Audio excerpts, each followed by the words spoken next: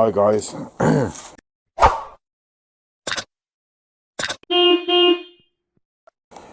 Welder.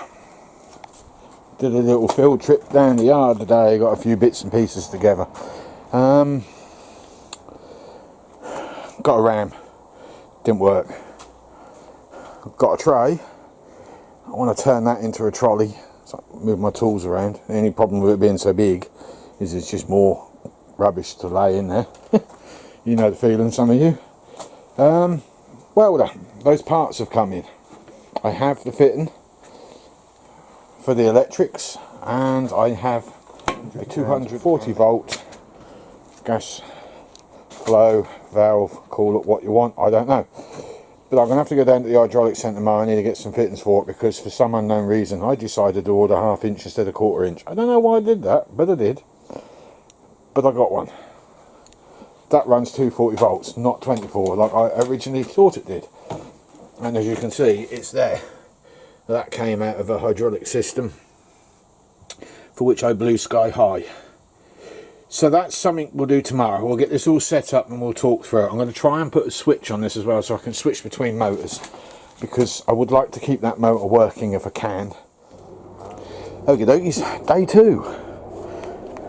I have gas bottle regulator, a 1 Jubilee clip, a gas flow valve for inside the welder because mine has packed up.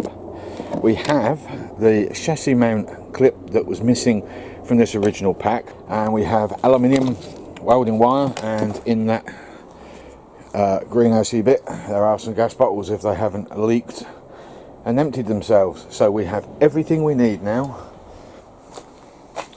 to get this little puppy up and running. So first things first, I'm going to disconnect this unit. I'm going to take the back off the other side so I get access to the wiring. I'm going to get rid of that. Oh, excuse me. I'm going to get rid of that. Cut the pipes, and we'll join that on. Problem is we've got no bracket mounting point, so I might have to take that bolt out and fabricate a piece of metal so I can actually rivet that down to the floor of the chassis on the welder. There is a bracket there. I could use that one if I go through the side as an option, or upside down. I could actually rivet it down or bolt it down to the shelf here so it hangs the other way up. I don't know how well that would perform, if that would affect it in any manner or form. I don't know. I also have my doubts if this is even going to work. This come from China. Oh, I don't know. We'll see where we end up. So let me crack on. The first stage of this repair is done. That's fitted in, bolted down. It's not the greatest, but it's strong. Got a live and an earth wire. We've now got to connect that up to the 240 volt, but I need to check, because this is all bleeding numbers and not colours. I need to check which is live and which is negative. So I've plugged the test meter and I've got it on high volts, 700 to be exact. I'll put the welding gun on, I'll click it, and we'll see if the positive or negative will come up. I actually want to get a positive, just get a negative, and we should be able to figure it out from there. It should be, I've just checked it, you can see it spinning. That should be the correct sequence. Now we'll plumb it all in. That's those connected up. Connecting there, joined up there, plenty of length. Just got to wire tie them down, but guess what? I ain't got no wire ties at the moment. So yeah, I know it's working, but I'm gonna. You've got a difference in sound. You see, I don't know if I played it before.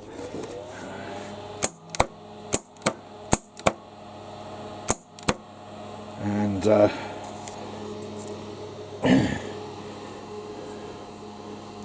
I'll blow through that and click.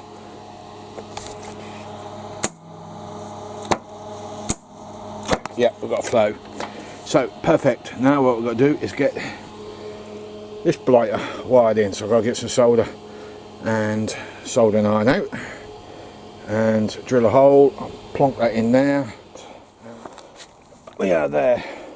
Although the switchover switch bit disastrous. Now I don't mind admitting that this didn't go as neatly as I'd have liked it to. The plug is in. It's done up. Very loose, so I've got to sort that out. That centre piece is moving. Cheap, innit? Look at that. Really cheap. But anyway, it's there.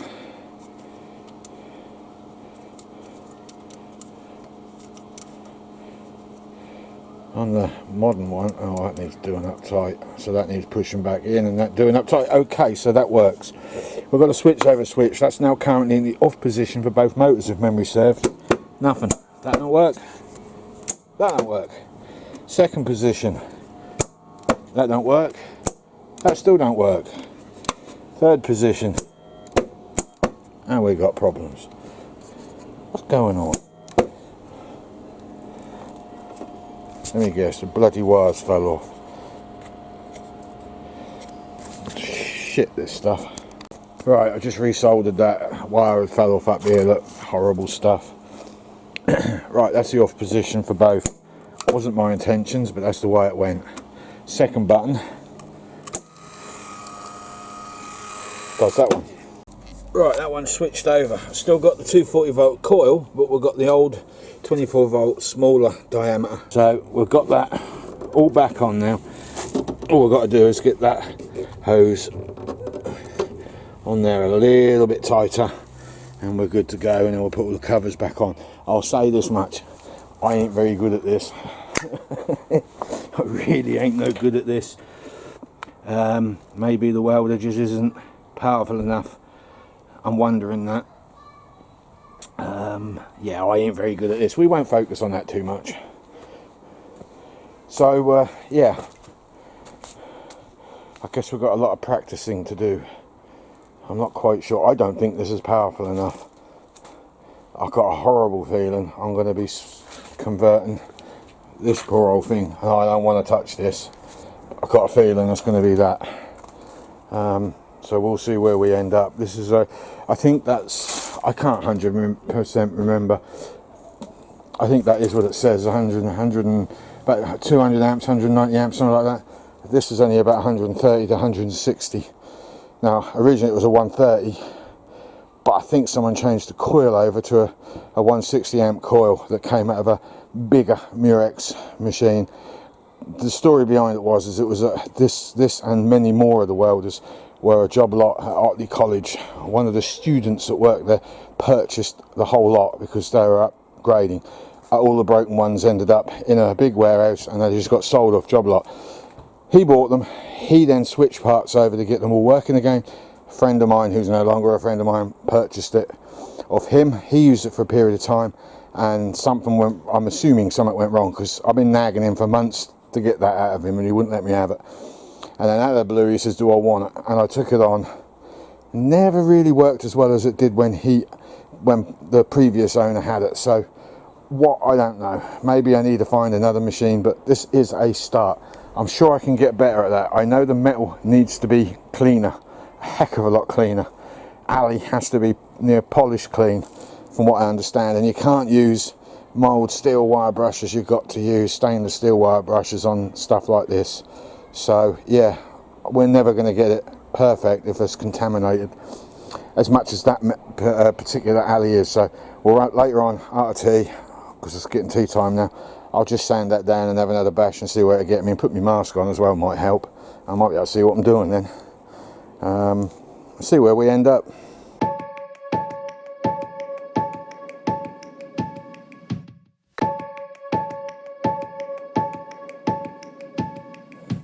Packed up now, there's a big old cloud coming over. It's not working out, but I know why. It's because I didn't do enough research. I do believe, if I got this right, and this is on the assumption that somebody hasn't already put the comment up where I'm going wrong, argon is the gas to use, as well as helium mix, but you can do it on argon from what I've figured out. I don't think these small bottles are adequate for the job. That's from what I can pick up on. Possibly even my welder might not even be adequate.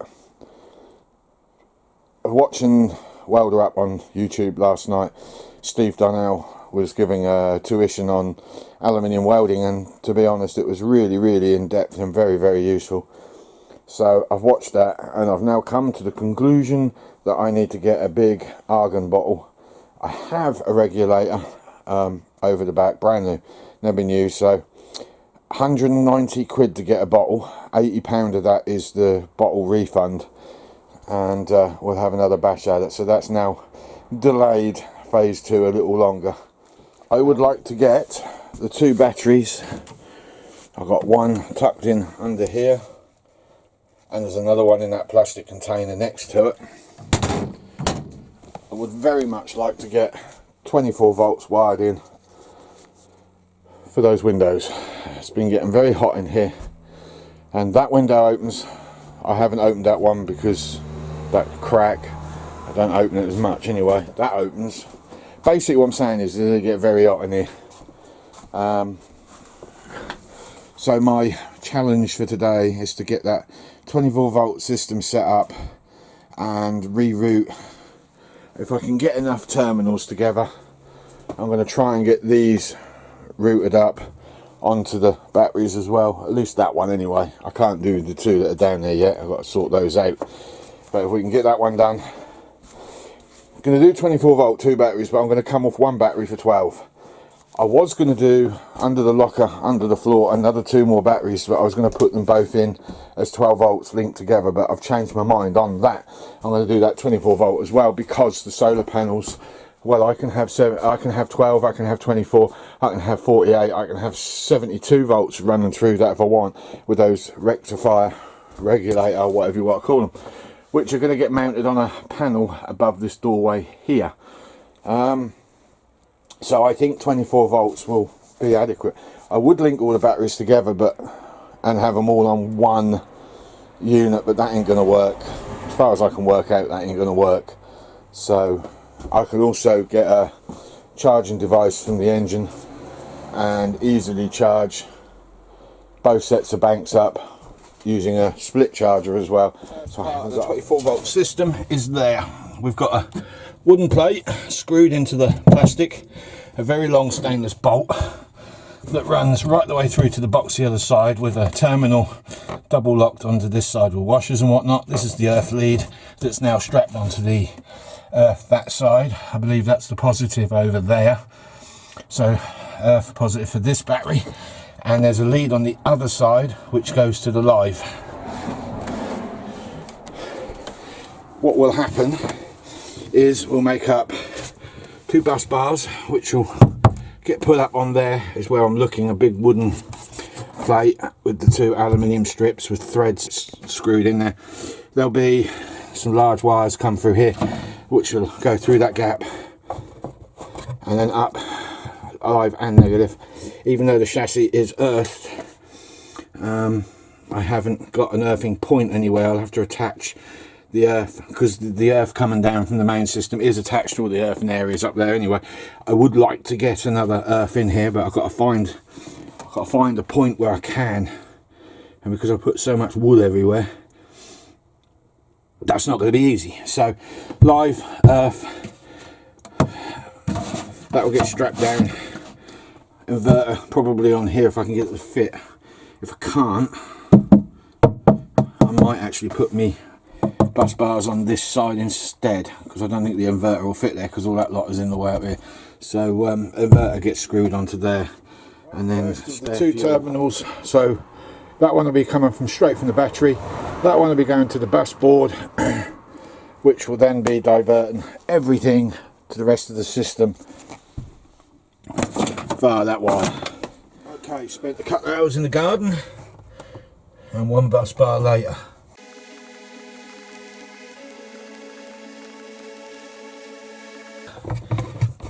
Tidied the wiring up, but we've got proper clips in place, so no problems whatsoever. We've got 2 large on the live left over, 2 more large on the negative. Got some smaller ones. We'll connect the electric windows to that one on the negative, which is the bottom. I've got to varnish this, and then I've got to label it so we don't get a muddle. But other than that, yeah, pretty good. We've got one more bus bar to make, which I'm not sure how that's going to happen because I haven't got any more aluminium. But we need one for 24 volts. We're going to have to take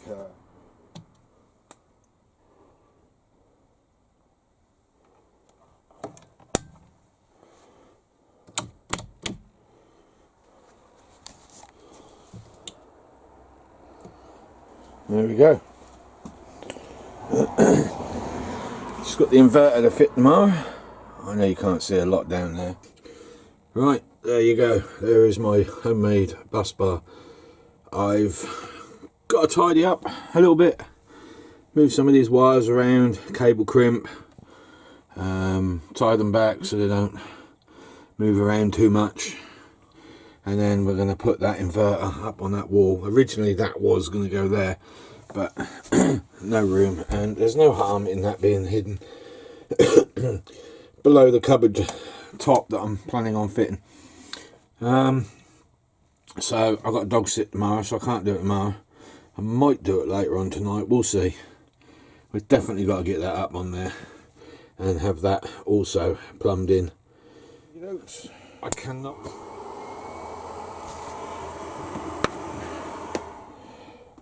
There is the inverter. That also is now on the bus bar. Welcome back. It's Sunday. I have woken up to a reply to a question. Steve Darnell, welder up in Las Vegas. I have a lot of respect for that chap. He knows his stuff for definite. And I asked him regarding my aluminium welding, because he did a video on it. On various, and I'll tell you now, you need to go and watch that video. If I can find a way of putting a link up, but I don't think YouTube will let me do it because I ain't got enough subscribers. But you need to go and check out that video because the man knows exactly what he's talking about, which is the reason why I asked the question in the first place. Basically, I asked him about my gas. I said I'm using disposable bottles, and he was using the big argon commercial bottles, and my theory or my thoughts on the reason why my welding is coming out so damn tragic is because I'm not getting enough gas out of the gun. It's leaving little craters in the weld. That isn't going to be strong enough to do anything, and I'm certainly not putting my name to that. I'm not building those up with loads of little holes everywhere, and I've been looking into gas. I need about 190 quid in my hand to be able to buy a bottle. He has replied and he has put, yes, get the larger bottles with the proper regulator. Yes, it will improve the looks of your weld. If you are not getting the right amount of argon flow, it causes porosity that can leave the welds looking bad. Without seeing your setup, I cannot be sure, but I hope this answers helps. Yes, it does. Thank you very much, Mr. Darnell. I am very appreciative of you making, because I know you're a very, very busy bloke. Yes, that's what we need. I have got some more tips actually I picked up yesterday, so I was going to pick this up again. Even though those are not going to be adequate for the job, I am going to still keep bashing away, because another thing I noticed on Mr. Darnell's videos was when he was doing the weld, you don't go slow, you have to go quite quick. Although this setup is nowhere near as efficient as his setup. This is my setup basically. But I do have the other unit in the shed, and I do believe that can be switched over. That has all the facilities for that. So if this machine doesn't do its job, I'll strip off that little what's it on the side of there and transfer it onto that one. I don't want to use that one for it. I'm a bit concerned that I might knacker it up, but I need to alley weld. The cost of getting those pieces of alley welded up is about 500 quid. I'm not expecting it to be any less. There's a lot of welding, a couple of hours worth at least. So if I can do it myself, I'd be very much happy. It's not only that, if there's something I can learn, it's something I can charge for later on with other people, because I have had people ask me, can I weld alley wheels, can I weld up BMW subframes that have got cracks in them and stuff like that. I've had people turn up on my door. I'm not saying that people will turn up again, but because they don't work for the companies they used to when they were asking me that question, but it is a useful skill to have.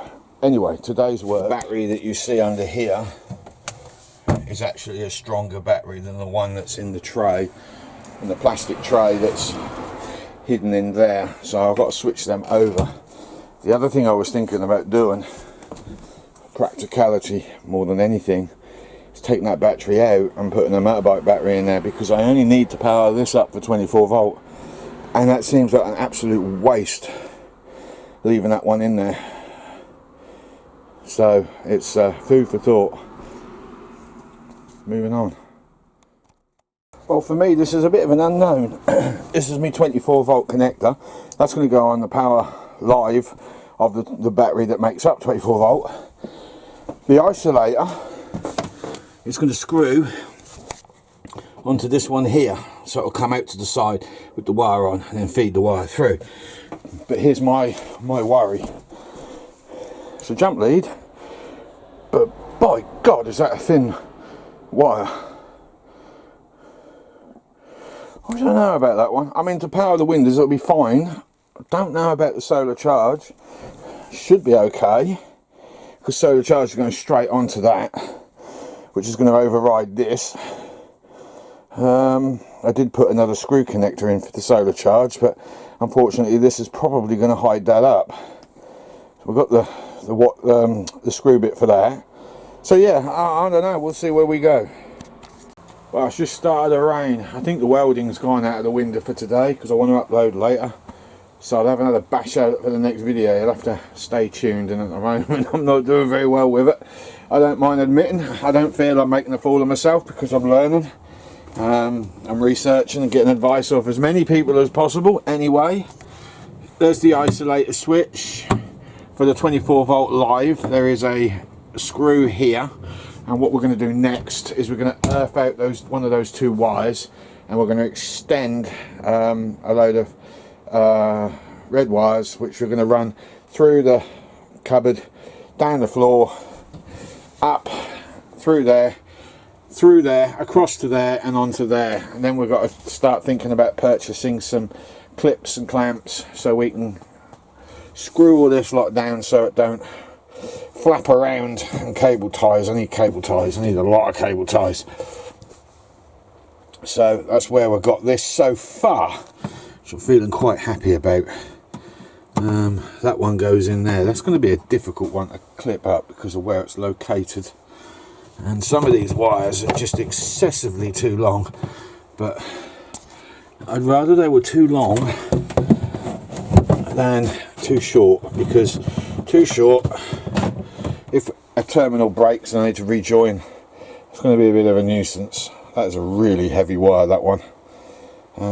That's the one that goes into the box. So we're going to switch these batteries over as well, because that's the better quality battery. The one that's in there is a bit shot, if I'm honest. Really needs replacing. So there you go. That's so far. Oh, they look a bit wet. Oh, it's really coming down now. Yeah, I'd say they get wet.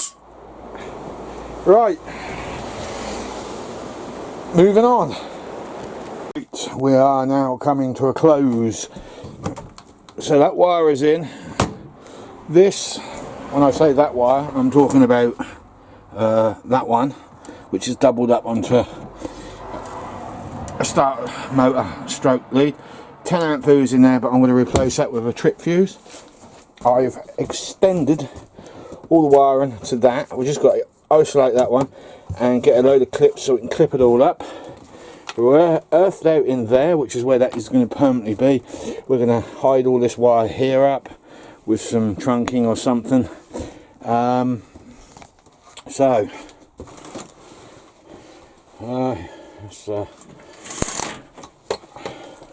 There's the switch. I badly cut hole.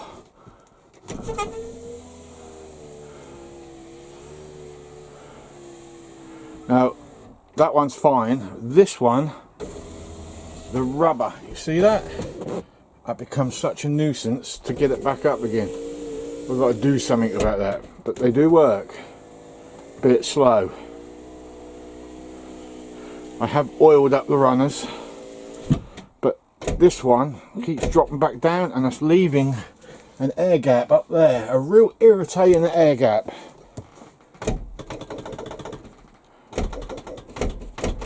For some blasted reason that's dropping back down. That could be a problem. So there you go, guys. One set of electric windows wired. Just another job out of the way. And it's barely touched the voltage. So I don't know what else to do here. Jobs are thin and far between at the moment. The lack of money. We've still got loads to do, as you know. I'm just trying to think what my next job is going to be. I've got to conquer this welder. I've got to. Otherwise, it's going to start costing me an absolute arm and leg at the engineering shop to get that welded up. And I'd sooner just bolt the damn thing straight to the roof and forget about turntables if I've got to do that. It's just going to cost more than it's worth, to be honest. So I did say we would do that solar array if I was capable, and that also included the bit in that statement that I must be able to weld it myself.